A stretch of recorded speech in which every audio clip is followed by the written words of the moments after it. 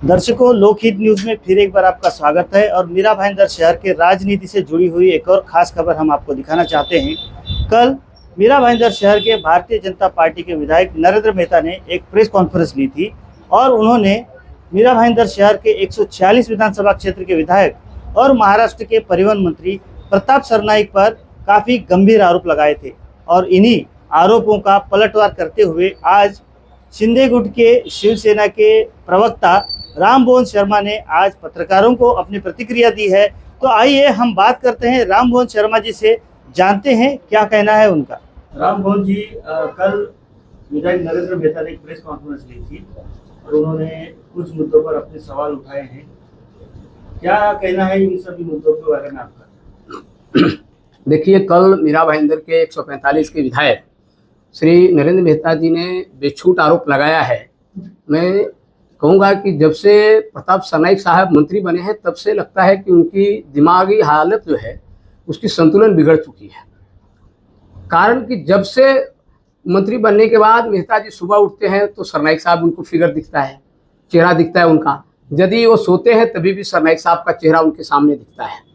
तो मेरा ये कहना है कि शहर के विकास जिस तरह से प्रताप सरनाईक साहब ने मीरा भाईंदर के प्रशासन कार्यभार आने के बाद किया है, इसकी लोकप्रियता जो मीरा भाईंदर शहर में बढ़ती जा रही है, उसको देख करके मेहता जी पूरी तरह से घबरा चुके हैं। इसलिए उनका मानसिक संतुलन बिगड़ गया है। मेरा कहना है कि जिस तरह से वो कल चेना के रास्ते के बारे में कह रहे थे कि वहाँ पे कोई घर नहीं है, कोई गाँव नहीं है, कोई सिर्फ और सिर्फ रिसोर्ट के लिए उन्होंने बताया, उनको बता देना चाहता हूँ कि 20 जो है नवंबर 2020 में वहाँ के ग्रामस्थों ने एक पत्र दिया था अतिरिक्त आयुक्त मीरा भाईंदर महानगर पालिका के अतिरिक्त आयुक्त के दालन में कि हमें इस गांव को मीरा भाईंदर महानगर पालिका से हटा दीजिए, या तो हमारे इस गांव का रास्ता, पानी, जितनी भी सुविधाएं हैं उस सुविधा मुहैया कराए। लेकिन इनकी सत्ता थी 2020 में मीरा भाईंदर में, उस कभी भी संज्ञान नहीं लिया। यदि उस संज्ञान लिए होते तो वो रास्ता वहाँ का पहले ही बन गया होता, उसके बाद वहाँ पे पानी की सुविधाएं मिल गई होती। आज भी वहाँ वाक्या का पाड़ा, बेलकरी पाड़ा, पाटिल पाड़ा, आज भी वहाँ की परिस्थिति क्या है, बद से बदतर। बाबा साहब अम्बेडकर जी ने एक उस टाइम कहा था कि जिस वक्त इस देश का सर्वोच्च पद पे आदिवासी समाज का होगा, उस दिन देश समझा जाएगा कि देश सही में सुरक्षित और स्वतंत्र है। आज आदिवासी के नाम पे वोट लेते हैं, आज आदिवासी को नाम पे आप जैसे कि उनके मतों से आप महापौर की सत्ता काबिज करते हैं और उनको सुविधा नहीं देना एक कितपत योग है। आज तक के मैं कहूँगा 2007 से लेकर करके इन्होंने 2.5 साल महापौर रहे। मेहता जी बताएं कितना निधि काशी मीरा विभाग को दिया है। उसके बाद 2015 से लेकर के इनकी महापौर रही है, आज तक के कितना निधि काशी मीरा विभाग को दिए, काजूपाड़ा के लिए कितना दिए, चेना के लिए कितना दिए, हमारे इधर के लिए दिए। मैं बता दूं कि वहाँ पे रिसोर्ट का आप बहाना लगा रहे हो। यहाँ पे जो नीलकमल नाका है, नीलकमल नाका से लेकर के ये सारे जो रास्ते बने हैं महादेरवाड़ी महाविष्णु मंदिर के पीछे, इधर कहाँ सरनाईक साहब का कोई प्रोजेक्ट है, कोई रिसोर्ट है जो कि इन्होंने रास्ता बनाया? लेकिन वहाँ के गाँवकरी लोगों ने निवेदन दिया, इधर के लिए हम शिवसेना के पदाधिकारियों ने निवेदन दिया, और जैसे ही हमारे शिंदे साहब मुख्यमंत्री बने तो आदरणीय मंत्री महोदय प्रताप सरनाईक साहब ने उसका पाठ पुरावा किया और करने के बाद पूरे मीरा भाईंदर में विकास की गंगा बहने लगी। जिस तरह से आरोप लगा रहे हैं, मेरा उनके ऊपर आरोप है कि आपका जो सी एंड रॉक होटल है, उस होटल के बगल में एक रास्ता है, एक कोई मीरा भाईंदर में एक बहुत बड़े जैन मुनि वहाँ पे आए थे और उस वक्त देश के गृह मंत्री अमित शाह जी आने वाले हैं। ऐसा कर करके वहाँ पे अपने महापालिका के माध्यम से रोड बना के लिया, गटर बना के लिया, लाइट का खंबा लगा के लिया, और आज पीछे जो है रिक्शा चालक वगैरह कुछ झोपड़पट्टी में कुछ 8-10 घर आदिवासी भी हैं और वहाँ पे गरीब लोग रहते हैं, उनको जाने के लिए आपका वॉचमैन गेट खोलता है तभी वहाँ पे जाते हैं। तो वो रास्ता किसके लिए आपने बनाया, इसका जवाब दीजिए। दूसरा, आपने जेपी का रास्ता, आपका अपना घर का फेस 1 के लिए आपने वहाँ पे रास्ता बनाया महापालिका को दबाव दे करके। फेस 2 के लिए वेस्टर्न का पार्क के जो होटल है, उस होटल के इधर दिनों रातों रात सवेरे सवेरे आपने वहाँ आपके गैरेज वगैरह सब जो तोड़ के किया। फेस 3 के लिए आपने काशी गांव का इंडस्ट्रियल तोड़ने को आए थे, सरनाईक साहब ने वहाँ पे रुकाया। तो आप फिर आपने तो अपना तीनों अपना घर के फेस के लिए इमारत को डिमांड मिले, रास्ता मिले, ऊंची भाव में बिके, इसके लिए आपने रोड बनाया। आपका 7-11 क्लब जहाँ पे आपका होटल है, उस समय पे आप रास्ता बना रहे थे, उस टाइम पे वहाँ पे इमारतें भी नहीं थी। तो क्या उस जो हमने बताया चारों स्पॉट, तो क्या चारों स्पॉट आपने अपने होटल के लिए बनाया?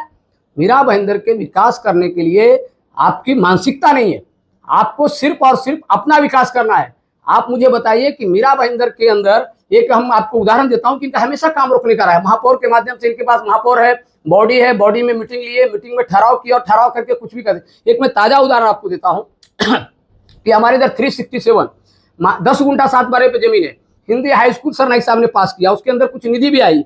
उसके बाद उन्होंने क्या कहा ठहराव में कि ये खेल का मैदान है। आमदार हो ना, महापौर आपका है ना, पता करो 367 आरक्षण, सारा रिजर्वेशन है, स्कूल रिजर्वेशन है, 365 जो है वो खेल का मैदान है। 364 में साइंस पार्क का काम, वो काम उन्होंने रुकवा दिया। 368 जो है और 370 महाजनवाड़ी में तालाब के, महाविष्णु तालाब के इधर तीरंदाजी केंद्र बनाने के लिए सर नाइक साहब ने काम चालू किया, वहां भी ठहराव करके। तो ये मेहता जी जो हैं और इनकी जो सत्ताधारी है भ्रष्ट जनता पार्टी के लोग, अली बाबा और 78 चोर जो है, इनको सिर्फ और सिर्फ मीरा भाईंदर के नागरिकों का विकास रोकना है। आप मुझे बताइए, जिस तरह से आज के डेट में आपको पता होगा, या मेरे को लगता है जरूर पता होगा, कि जिस तरह से अधिकारियों के ऊपर एक प्रेशर बना करके सब काम में अड़ंगा डाल रहे हैं, ये इस शहर के लिए बहुत ही निंदनीय है, बहुत ही गलत है। और इसका खामियाजा आज नहीं तो कल मेहता जी को भुगतना पड़ेगा। उनके कुछ चंगू मंगू बोलते हैं कि हमें सत्ता मिली है, ये चुन के आए हैं। मैं बता दूं, आप कैसे चुन के आए हो ना, आपको पता है। एक तरफ से सर नाइक साहब को चुन के आने के लिए किसी नेता को लाने की जरूरत नहीं पड़ी। विधानसभा चुनाव में आप विकास का काम किए ना, महापौर रहा 2015 से, आप 5 साल विधायक रहे ना, 2014 से 2019 तक। आपको चुनाव के अंदर पूरे देश के राज्य के मुख्यमंत्री को बुलाना पड़ा, पूरे देश के जिस मुख्यमंत्री नहीं आया उस राज्य के उप मुख्यमंत्री को बुलाना पड़ा, आपके प्रदेश के सारे अध्यक्ष को बुलाना पड़ेगा। तो आपने उसको बुलाया, और बुलाने के बाद उससे भी नहीं हुआ तो उत्तर प्रदेश के मुख्यमंत्री जी को हिंदू वोट को बटोरने के लिए बटोगे कटोगे का नारा देना पड़ा, तब जाकर के आप चुन करके आए हो। आप जरा सा बोलने के पहले बहुत तोल करके बोलिए। सर नाइक साहब के पीछे आपका जिस तरह से बोलने का मकसद आपके चंगू मंगू को लगा के देते हो ना, मैं बोलता हूँ आप बंद करो। इस शहर को इससे कंटाला गिरा है आरोप प्रत्यारोप से। इस शहर को चाहिए विकास। सर नाइक साहब ने 2000 लाया कि 2500 लाया, आप भी 2000-2500 लाओ। आज भी मुख्यमंत्री साहब है ना, आप एक तरफ से आप बोलते हैं कि हम महापालिका का फंड क्यों वापरे उस रास्ते को। तो सर नाइक साहब ने सही कहा है कि ये क्या पाकिस्तान में है क्या, गायमुख का रास्ता, गायमुख से लेके फाउंटेन तक आप कह रहे हो कि MSRDC का रास्ता है, ठीक है, महापालिका ने ताबे में लिया। उसकी सोच भी बहुत अच्छी थी। सर नाइक साहब की संकल्पना है कि वहां पे 60 मीटर रास्ता, यानी 200 फुट चौड़ा रास्ता, उसके अंतर्गत भूमिगत रास्ता फाउंटेन से लेके गायमुख तक, उसके बाद एलिवेटेड रास्ता, जिस तरह से आप काशी मीरा से भाईंदर तक के 3 एलिवेटेड रास्ता देखा, जिसको मराठी में समांतर रास्ता कहते हैं, वो समांतर रास्ता, ऊपर से मेट्रो, इस प्रकार की संकल्पना है। और प्रगति पथ पे उसका प्रोसेस वो भी होगा। मुझे मेहता जी एक सवाल का जवाब दें कि नेशनल हाईवे फाउंटेन से लेकर के चेकनाका तक नेशनल हाईवे का रास्ता है। आपकी नगर सेविका ज्योत्सना आत्माले महापौर रहते भर में 5 करोड़ की निधि से फ्लाईओवर के ब्रिज के नीचे आपने जो गार्डन बनाया, वहां पे 5 करोड़ की निधि क्यों आपने खर्चा किया? आपने नेशनल हाईवे को पत्र व्यवहार, आप बोलते हैं मैंने नितिन गडकरी जी से लाया, ये लाया। मराठी में कहावत है, खोटा बोला पण रेटून बोला, हे कोणाकडनं शिकायचे? नरेंद्र मेहताजीकडनं शिकायचे आणि हे भ्रष्ट जनता पार्टीकडनं शिकायचे। कारण की हे खोटं बोलतात, बारंबार बोलतात आणि लोकांना असं दाखवतात की मी खरं बोलतोय। तो इस प्रकार की भावनाएं जो है, लोगों को भावनाओं से खेल मत करिए। जिस दिन मीरा भाईंदर की जनता जागेगी ना, उस दिन आपको मुंह दिखाने के लायक नहीं रहोगे आप। इस प्रकार का आप शहर के अंदर विकास के काम करिए। आपने काशी मीरा में, मैं खास करके कहता हूं, कितने रास्ते आपने बनाए? आप मेरे को सवाल का जवाब दीजिए। आपने 5 करोड़ रुपया नेशनल हाईवे ब्रिज के नीचे क्यों खर्चा किया महापालिका का फंड? यदि वो गायमुख का रास्ता महापालिका ने अपने में ताबे में लिया है, उस रास्ता को डेवलप करने में, विकास करने में थोड़ा समय लग रहा है, तो दुरुस्ती करने में खर्चा कितना था? करोड़, 2 करोड़, आप बोलो 8 करोड़ खर्चा किया, और 2 करोड़ खर्चा करता। एक तरफ से मेहता जी कहते हैं कि मीरा भाईंदर में 40 करोड़ का रास्ते का ही बजट है।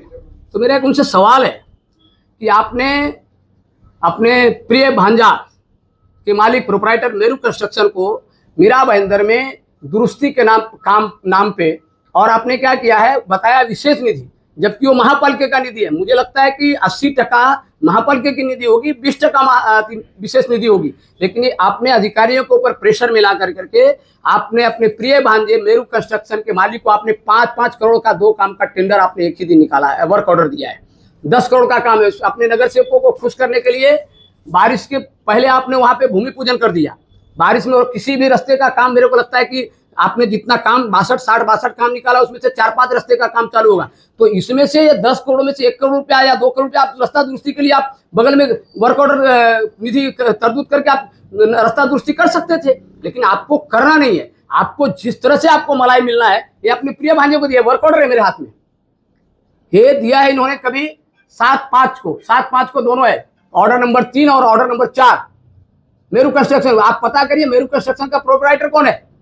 तो इसके लिए आपके पास 10-11 करोड़ की निधि उपलब्ध होती है और रास्ता का दुरुस्ती करने के लिए आपको नहीं है। पिछले साल आप बड़े कौन सा वाईकॉर्ड की स्कॉट कौन सा गाड़ी मुझे बोलने को भी नहीं आता है, वो गाड़ी लेकर करके आप चल रहे थे, घूम रहे थे, लोगों को फौड़ा गमेला लेके घूम रहे थे। सही कह रहा है कि इस बार उनका फौड़ा गमेला किधर गया। आप सत्य में आते हो तो अलग बोलते हो, सत्य के खिलाफ रहते तो अलग बोलते हो। तो मराठी में कहावत है, दुसरेचे बघायचे वाकून आपलं ठेवायचे झाकून। इस प्रकार की आपकी जो नीति चल रही है, इस शहर के जनता के साथ में आप धोखा कर रहे हैं। आज नहीं तो कल इसका जवाब आपको जरूर मिलेगा। जय हिंद, जय महाराष्ट्र।